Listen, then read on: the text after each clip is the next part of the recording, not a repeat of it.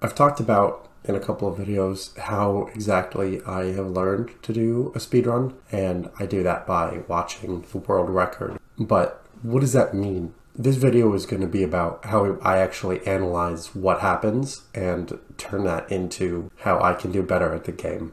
The first thing that you have to do when you're trying to learn a speedrun is understand what the category is. On speedrun.com, which we see here, there's always a rules tab. Got to make sure you understand what's happening. This is for StarCraft 2 Heart of the Swarm. You have to play on normal difficulty and on faster game speed. That's important because normal difficulty does not start on faster game speed. You have to change that right away. That will make your run invalid if you don't do that. Leaderboard is in-game time, so it's not the raw time of just how long it takes you. It's your actual mission time. I am going over this because I used to play StarCraft 2 quite a bit competitively, and I saw earlier this week that Bloody, this fellow here, had just set a new world record. So today, going to be analyzing that, showing my process for turning a world record into something that I can use to be faster myself. There are 20 levels in Heart of the Swarm. We saw right there, he immediately moved the game speed up to faster to make this a legitimate run. A couple of general things. The faster you want to be, the more the little details matter. So if you look, there's a very specific place that the world record put this drone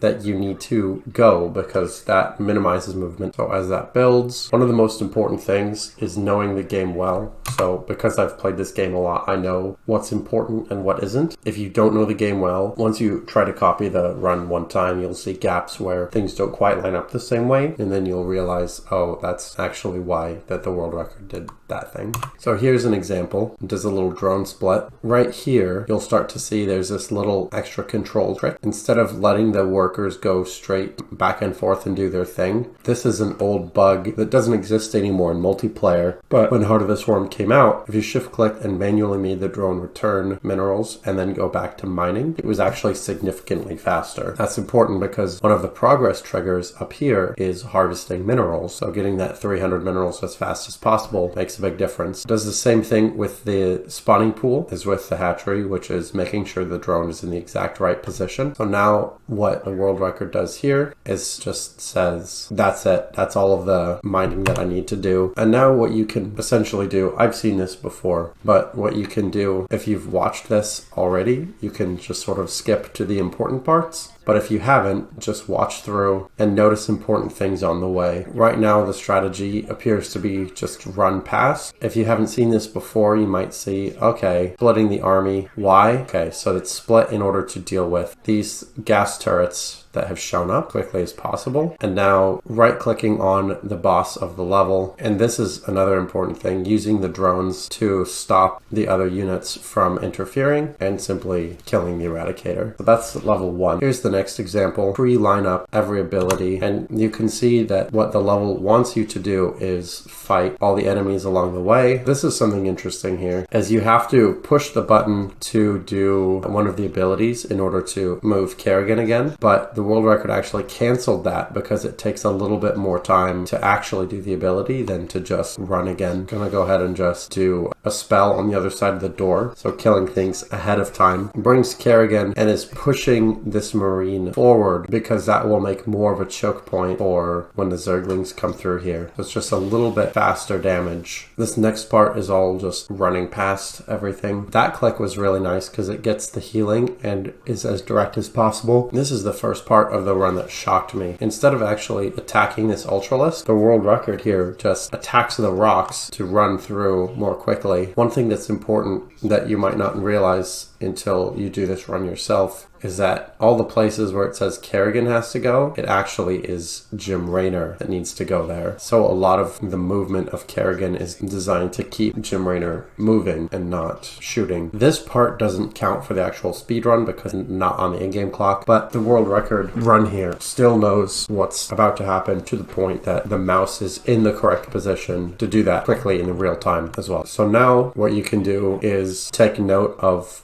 where exactly enemies come from here. The one that comes, you have to be at the top, and then another 2 at the top. If you want to be really specific and keep track of the exact abilities used, that's not something that I've done, but what I've done here is I took a note of where you should stand for each enemy. Top, then 2 at the top, then the right, 2 to the right. There's one that's going to be down, and 2 on the left, etc. This kind of sheet, you can just have a couple of lines for the key things to remember. That will be big. The most important part of this section seems to be at the end here. These medevacs have siege tanks in them. You have to hold that one in place and use your blast on the second one, because when the second one dies is when it does the trigger, I think, or the next section. I'm not 100% sure on what triggers that. It could just be a time thing. It could also be that you just don't want the siege tank to get out. For this enemy here, if you attack this fast enough, you can actually save this second Marine. Unfortunately, the Marines all seem to walk up in this next section, then they walk back down into this fire. I really don't know why, but that does seem to happen. For my notes for this section, I just wrote down that the boss comes here and then back to the middle, which is easy enough to tell once you've played it a couple of times. Until you've done it, you don't actually know what is the most important thing to notice. Try to notice whatever you can. This is a really impressive mission. There's a lot that happens here that's really quick. So first you bring Kerrigan off to the right to clear this out by herself. Build an extra hatchery because you want your units to be spawning really quickly, and move 2 spine crawlers over here. You'll see why in a minute. You can only use 2 abilities with Kerrigan. You really want to get the energy for later. Immediately pull all your units here, using this kinetic blast a lot on bunkers. This will help clear out this corridor, which is important later. You want to go up here. This is a really clever optimization. If you kill your own buildings here, then you get free broodlings, which will come and save your zerglings from dying as much. So really efficient clear. Get those extra resources off the ground. And then Kerrigan still has 2 spells worth of power, which is really important here because you want to blow up this bunker. Bunkers are really, really good against zerglings. So a lot of this optimization is about making sure that those don't hurt you as badly. And then this final bit of energy, the very last, is to especially make sure the Hellions don't get shots off. And now immediately using as much of Kerrigan's energy as possible during a blast on the bunker here. This is a really clever little trick. So sending a group of zerglings, maybe 12 or so, up to the right here, and then moving the rest of the army down. Those 2 zerglings will take care of that. Again, using the spells on the bunkers and Hellions, or in this case a fire bat, anything that does flash. So you can see the reason that all of these zerglings are able to come up and reinforce so quickly is because of that early optimization here. So there's really a lot that happens in a short time when you're trying to learn a speedrun, at least to the world record level. You know, there's plenty of ways to just do the normal thing faster, but in order to do the right way, you know, this is supposed to be a reinforcement mission. So you're supposed to wait an extra 10 minutes. But of course, when speedrunning, you have a better way, faster way. And now for the last part, this is going to be a common theme in the speedrun. You just sort of right-click your whole army onto the objective, use Kerrigan's abilities, and it'll go down. Oh, here's the first thing that changes that matters in between. So if you look, he'll click so quickly on the correct upgrades. That was metabolic boost, which is zergling speed. But that's something that I wrote down in my document here as well, under the italics. So these are abilities that help, but they're not part of the actual speedrun time that matters. They're just things that you have to do. Incidentally, this guy did them super quickly anyway, just a flex, but you don't have to. On to this next mission. This is something that I thought was really fascinating, to just immediately use each ability to just get through, sneak past. Kerrigan basically just walks around. It's literally Kerrigan has a walk in the park and the other units fight. This was pretty interesting, morphing a ton of banelings, using the gas that is already mined for you at the start of the level, just killing that first enemy base. And suddenly the goal is to collect 100 eggs, and it's been 2 minutes and you're already done. It's really crazy that this path just takes you that easily. So then you get a big army, very easy. Once again, attack moves into the enemy base, bring some banelings, and right clicks on the enemy command center. The last thing that's important about this is that you have to kill all of the what it calls key buildings. In doing this, I found that that doesn't include the spore crawlers here, but it does include extractors. Not really sure why that is. It could also be that it's just a specific number of the buildings. There was another one of those between game abilities to keep in mind. I'm not going to go over all of them because otherwise this video would just be even longer than watching the full speed run yourself. So one of the biggest differences in the run here is the immediate second hatchery. Again, that's sort of a common theme. You need more stuff in order to win faster. Sounds very basic, and it is. Continuing to take out these bunkers with Kerrigan's abilities. There's a trigger once Kerrigan walks north a little bit. That's why he just did that ahead of time. That's when the first Gorgon shows up, I think. And that was really key placement of that second creep tumor, and then immediately building a hatchery, canceling, and then you can put a creep tumor in the hatchery's creep.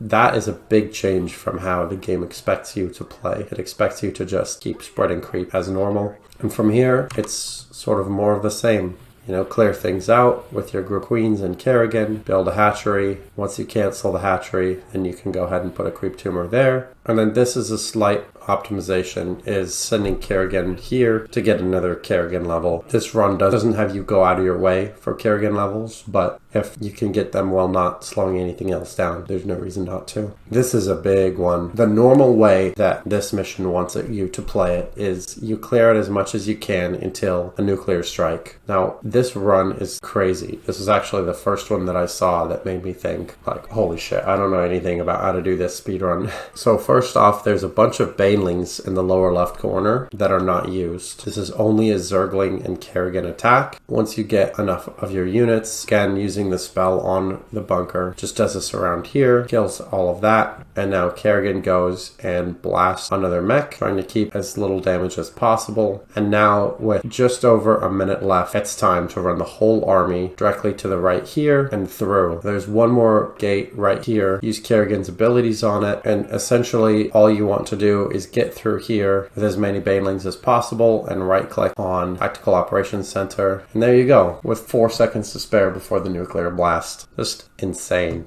Next mission, this is essentially about killing these Quilgore as fast as possible. This is such a great little optimization I never would have thought of. You can send one Zergling to draw the Quilgore up, fight it, and immediately set 2 drones. 2 out of 7 that you need. Then this pathing is what I wrote down when doing my analysis of this level, which is the order of the meat that you get. So 1, 2, 3, then go to the right, and all the other ones are essentially right over here. What's shocking about this is how little your army actually has to be in order to do this. So as soon as the Quilgore dies, there's already a drone there ready to take it out, using Kerrigan's explode ability on the main Quilgore so that your drone can harvest right away. Suddenly there's already 6 of 7 meat ready to go. There's that last one. And now when I was watching this, I wasn't really sure what to do next because I thought, well, that's the end of the mission, isn't it? But no, turns out there is actually one more part of the mission. First off, the goal is you want to use Kerrigan to help clear out this small army. There's another Kerrigan level right here, which you're not going to fight, just going to run in and run back out, and then going to keep walking down, have the last 2 drones bring the meat back. And the timing of this is just beautiful. I was so impressed when I saw this. Exactly 10lings to turn into banelings, and now you just wait for Brack to come out, blast him, and you're done.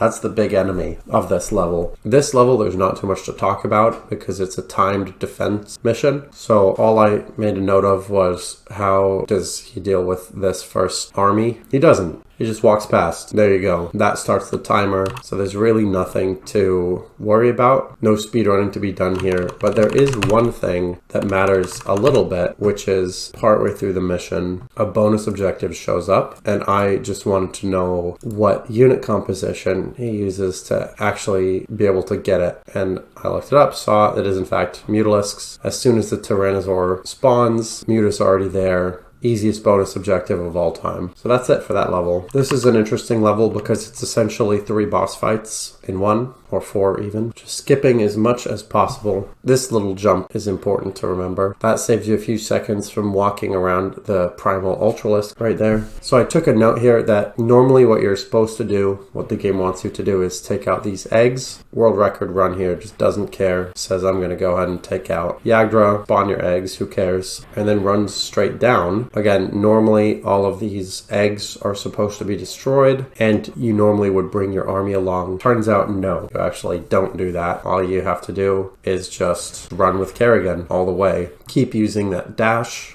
because once you dash up and you get to the correct location, your army will automatically teleport and it'll just be with you in any case. Essentially just letting the units tank the damage, moving a little bit. Not super important how focus fire and then move up to the right as quickly as possible. And the exact pathing is essentially just as quick as you can, but then this I thought was, so this is interesting. So I've actually seen a run where you can jump up and skip that last little bit. Didn't do it here, but that's okay. That was just a big focus fire. You just need to not worry too much about the banelings. And there you go. Now for the last battle, Zervin betrays you to the surprise of nobody. This is a little bit of a mistake here. This Ultralisk could actually hit Zervin as well, but essentially you just don't let your stuff die immediately and Zervin will die in pretty short order. So this is interesting. Again, just running past everything. The ability spawn banelings is one that he uses heavily. You'll see why in just a minute. The Ursidon Matriarch shows up and you just immediately spawn banelings. And there you go. So this is where things start to get really funny, because just using Kerrigan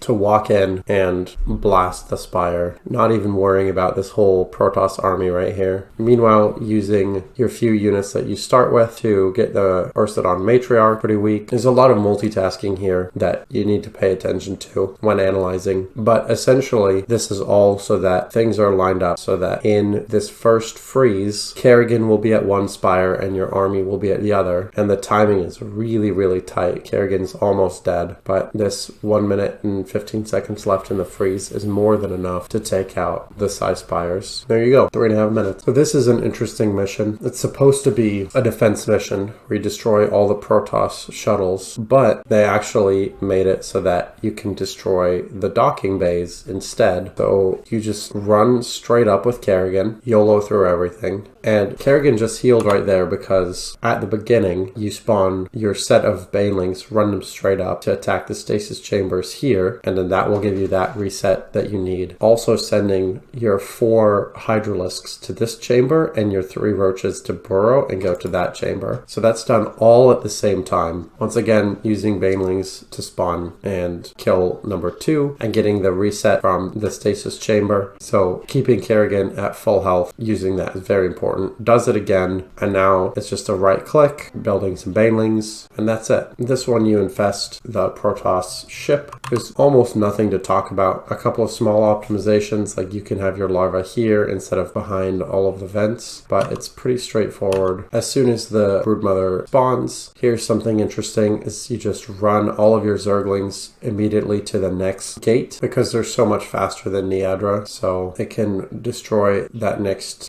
gate and then run again, or the next one. There aren't enough Zerglings to kill it right away, but you can turn them into banelings, no problem. And now soon, because Niadra has to destroy this in the top left, with the banelings there right away, save a ton of time. Banelings are super important because they do kill stuff just so quickly. And now it's just kind of a walk to the next room, kill everything, rinse, repeat. So going only banelings, just running into everything, spawning new Zerglings as you walk along. And of course, getting the biomass as much as possible. Controlling the Ursidon is always good. So I didn't realize there, that's actually a pretty big change from usual. What you normally do is you control the Ursidon, it kills a bunch of stuff, and then you fight with it. But he just eats it and then fully levels up Niadra to have a bigger army right now, which makes sense because 15 supply of Zerg is stronger than an Ursidon. And now it's just banelings for days, because on this level there's no gas cost of banelings, so there's basically no reason to not use them. And that's pretty much it. Now for this level, the only one where you're not actually playing Zerg, even though it is a Zerg campaign. This is essentially about picking what you need to fight and what you can skip. You just bring the Hyperion up, hug the left to get that repair kit that was on the ground.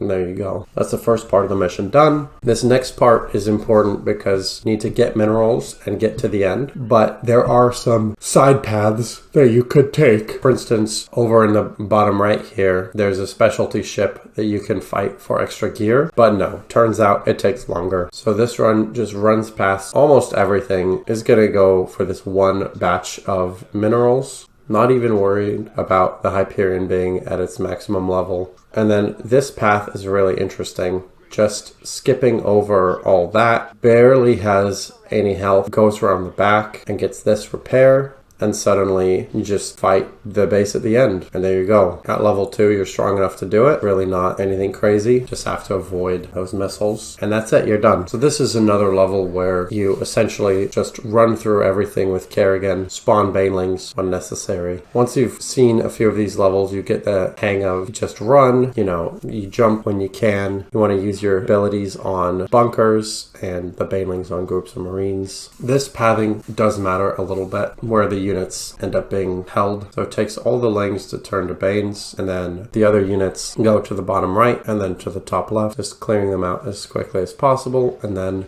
to the right, I'm not sure why he's killing hydras. Maybe it was an accident. I don't know. It seems like when you kill stuff, that same thing undamaged pops out. I really don't understand why he's doing that.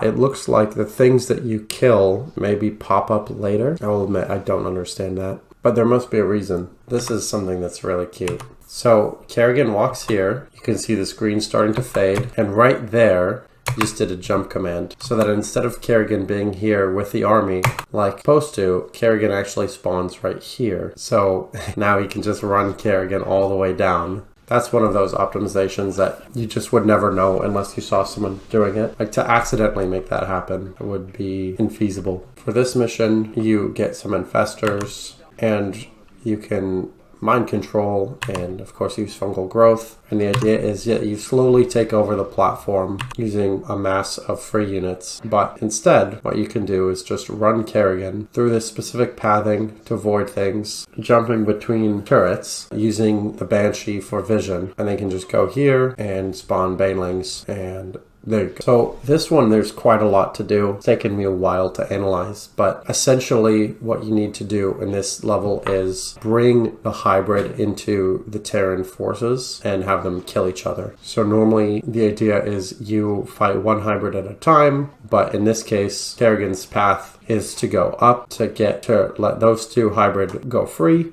And then at the same time, there's an army that you send your Zerglings to release these two hybrid. You send this Roach burrowed to the right to release the hybrid here.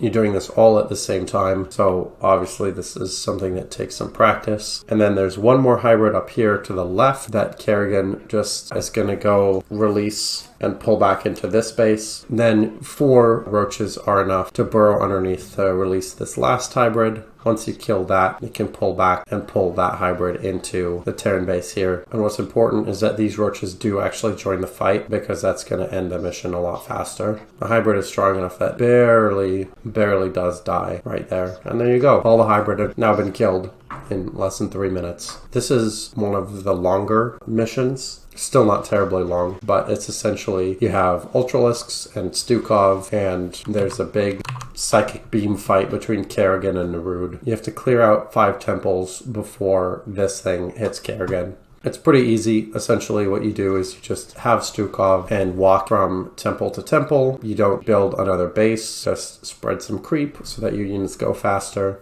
and make sure you use your abilities well. But there's really not a lot that's complicated here. The actual order of the temples is 1, 2, 3, 4, 5. So it's a pretty simple path. This is the only one that is sort of a question, because you only have 2 ultras at this point, but works out fine. Part of the reason for this creep spread is that this queen here has been transfusing to keep those ultras alive. Unfortunately, in this run that we're watching, one of them did die, but it still works out okay. Once you get rid of hybrid armor, Zerglings and 1 Ultralisk will kill it pretty easily. It looks like in this run he doesn't actually build any more Ultralisks, just using Zerglings for the quick reinforcement.